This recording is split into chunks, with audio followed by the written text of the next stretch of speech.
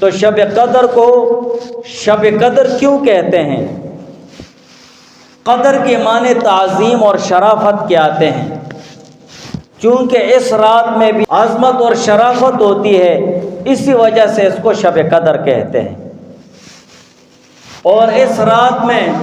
جو عبادت کرنے والے لوگ ہوتے ہیں،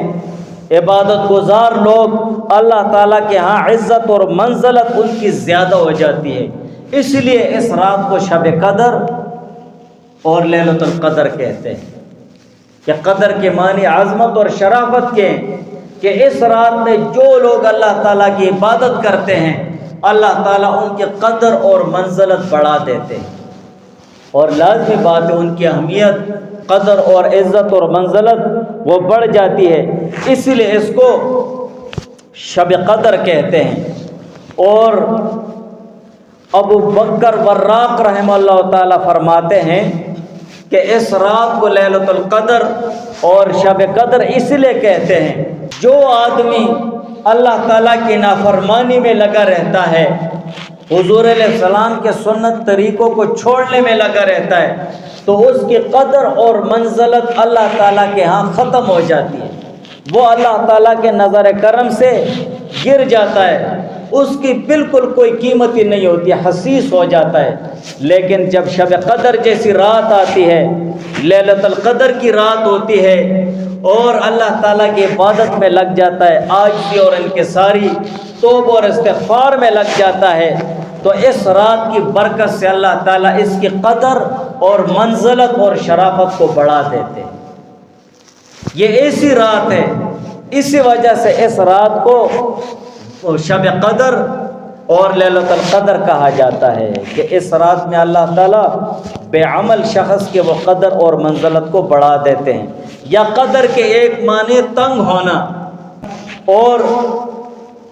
یہ اس وجہ سے ہے کہ اس رات میں فرشتے اور روح اترتے ہیں، اور ان کے اترنے سے زمین تنگ ہو جاتی ہے، اسی لیے اس کو شب قدر کہتے ہیں۔ بہرحال شب قدر، لیلۃ القدر، یہ بہت عظمت اور شرافت والی رات ہے۔ حضرت انس رضی اللہ تعالیٰ عنہ حضور علیہ السلام سے نقل فرماتے ہیں کہ حضور علیہ السلام نے فرمایا، شب قدر اللہ تعالیٰ نے میری امت کو عطا فرمائی ہے، پہلی امتوں کو اللہ تعالیٰ نے شب قدر نہیں دی، پہلی امتوں کو اللہ تعالیٰ نے شب قدر نہیں دی ہے، بلکہ یہ اس امت کی خصوصیت ہے کہ اللہ تعالیٰ نے ان کو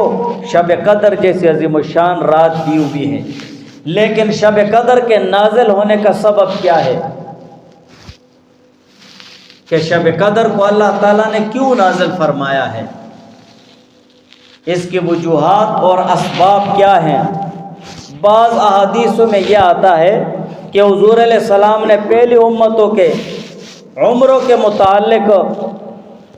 وہ ذکر فرمایا کہ پہلی امتوں کے جو لوگ تھے تو ان کی عمریں بہت زیادہ تھی، حضور علیہ السلام نے جب ان کی عمروں کو دیکھا تو بہت زیادہ غمگین ہو گئے کہ اگر میری امت ان کے نیک اعمال کو پہنچنا چاہیں تو نہیں پہنچ سکتے، ناممکن ہے، تو اللہ تعالیٰ نے شب قدر نازل فرما دی ہے۔ حضور علیہ السلام کا امتی ایک رات میں اللہ تعالیٰ کی عبادت کرے گا، اللہ تعالیٰ اس کو 1000 مہینوں سے بہتر اجر ثواب عطا فرمائیں گے۔ کتنا بہتر ہوگا؟ 2 گنا، 3 گنا، 10 گنا، 11 گنا، یہ کسی کو بھی پتہ نہیں، یہ صرف اللہ تعالیٰ کو معلوم ہے۔ بعض روایات میں آتا ہے کہ حضور علیہ السلام نے بنی اسرائیل کے ایک شخص کا ذکر فرمایا جنہوں نے 1000 مہینوں تک اللہ تعالیٰ کی راہ میں جہاد کیا۔ جب صحابہ نے سنا تو صحابہ کو رشک آ گیا ہے کہ دیکھو اللہ تعالیٰ کا نیک بندہ اللہ تعالیٰ کی راہ میں 1000 مہینوں تک جہاد کرتا رہا، تو اللہ تعالیٰ نے اس کمی کو پورا کرنے کے لیے شب قدر کو نازل فرما دیا ہے۔ دوسرے روایات میں آتا ہے کہ حضور علیہ السلام نے بنی اسرائیل کے 4 حضرات،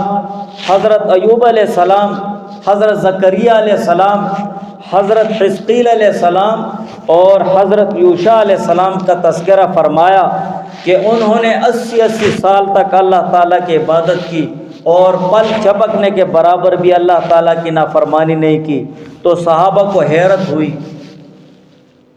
حیرت میں پڑ گئے صحابہ، دیکھو کیسے اللہ تعالیٰ کی عبادت میں لگے رہے، ذرہ برابر پل جھپکنے برابر بھی نافرمانی نہیں۔ تو جبریل علیہ السلام حضور علیہ السلام کی خدمت میں حاضر ہوئے اور سورۃ القدر سنائی۔ بہرحال شب قدر کے نازل ہونے کا جو بھی سبب ہو، جو بھی وجہ ہو، کوئی سے بھی واقعہ ہو، وہ اپنی جگہ، لیکن شب قدر یہ عظیم الشان اور برکت اور مغفرت والی رات ہے۔ رمضان کا آخری عشرہ بہت قیمتی ہے، اور اس آخری عشرے میں جو شب قدر کی راتیں ہیں، طاق راتیں ہیں، تو یہ اور بھی بہت زیادہ قیمتی ہیں۔